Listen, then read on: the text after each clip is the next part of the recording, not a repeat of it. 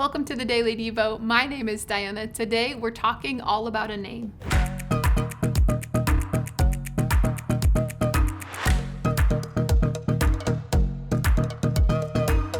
Are you someone who is good at remembering names?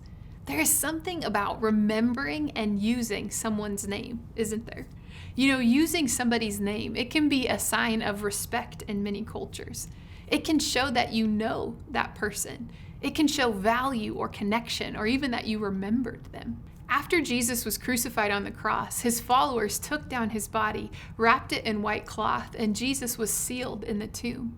His followers, they were mourning and navigating fear. John 20 tells us all about that. And we know that 3 days after Jesus was crucified, he rose again. And one of the first recorded accounts of resurrected Jesus, it's found in John chapter 20. Let me read verses 11 through 15 to you. They say this: "Now Mary stood outside the tomb crying.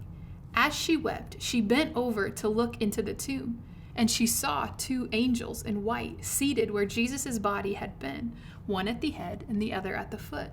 They asked her, 'Woman, why are you crying?' 'They have taken my Lord away,' she said, 'and I don't know where they have put them.'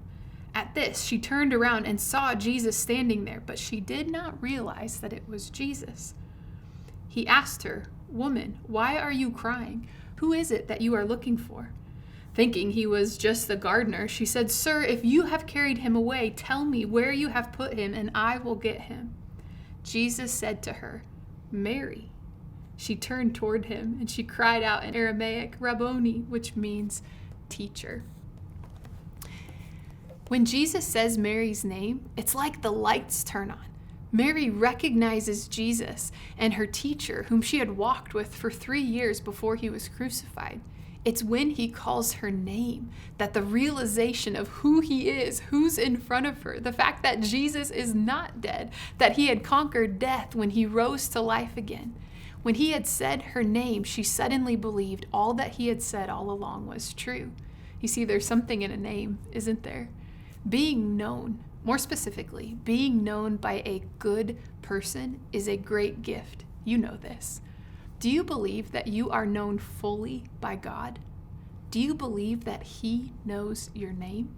Psalm 139, it's a beautiful reminder of just how known by God each and every one of us are. I'd invite you to read it or to listen to the entire Psalm 139 today.